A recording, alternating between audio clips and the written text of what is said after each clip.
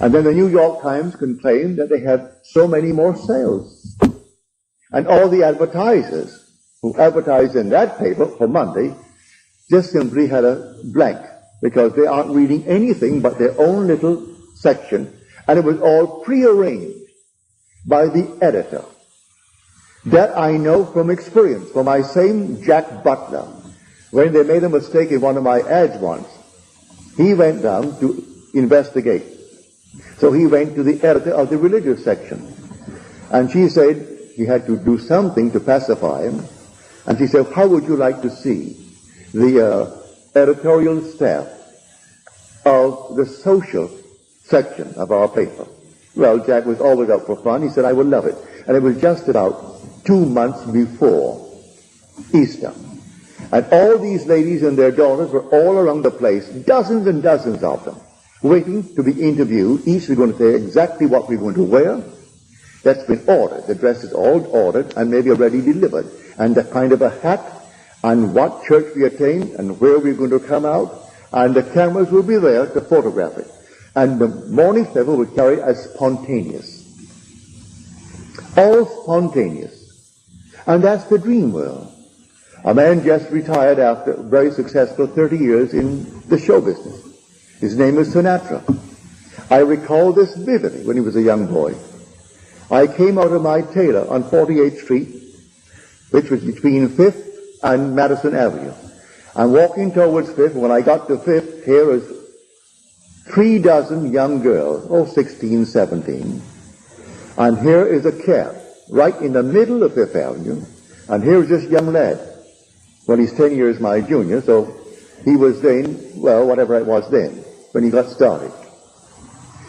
His foot on the runway, the cab stalled, traffic backed up, all the horns are honking, the cop is inquiring, and he is signing autographs to these 30 or more. All that was prearranged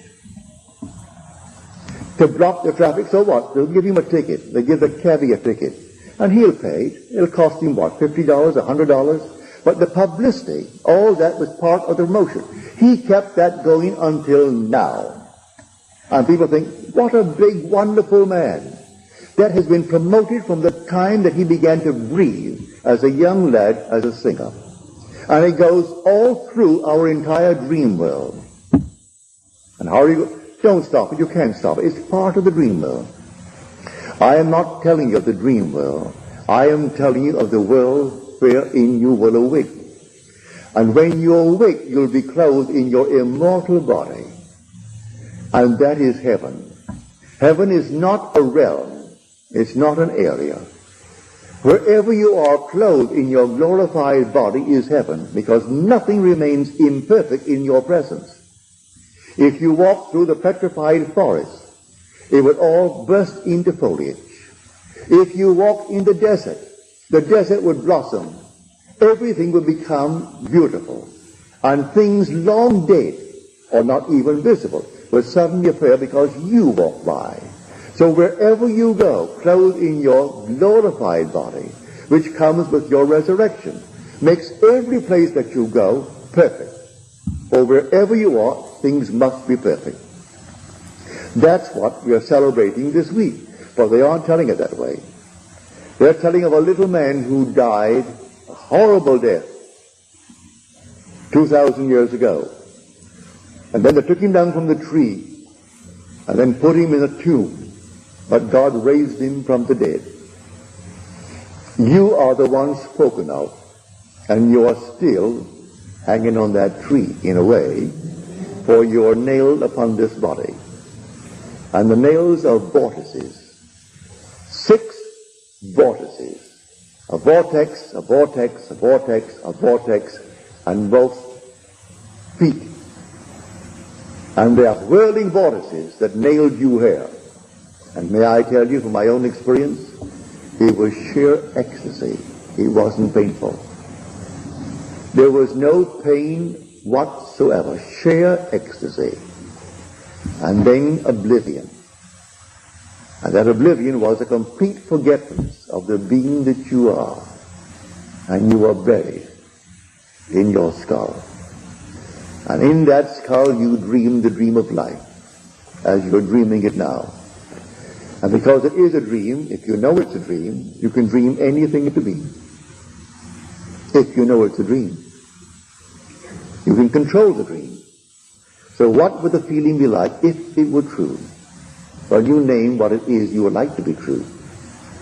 And naming it, you dream it just as though it were true. Remain faithful to your assumption.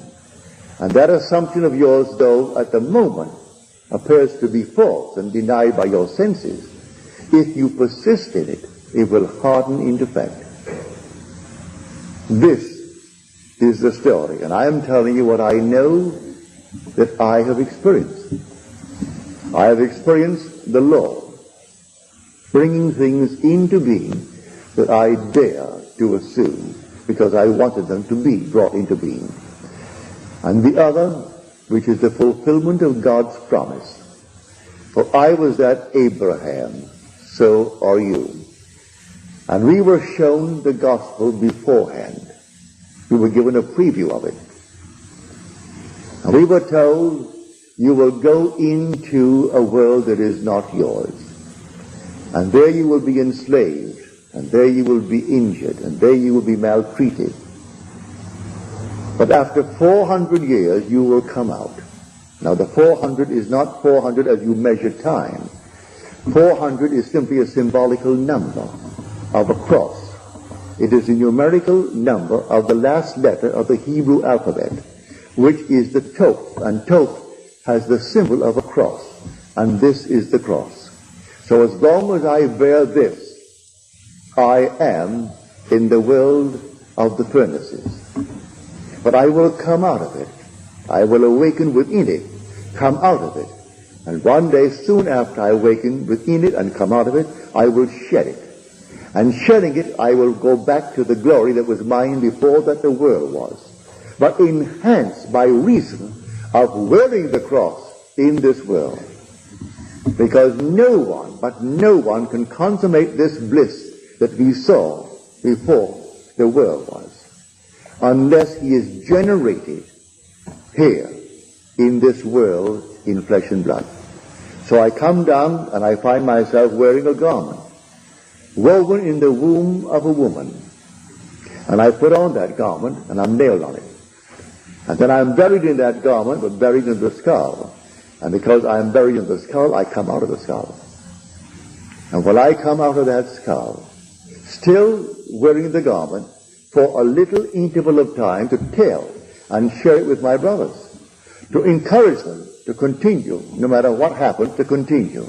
Dream nobly and realize the dreams, but dream nobly, because in the not distant future, you're going to awaken. And when you awaken, you're going to take off the little garment.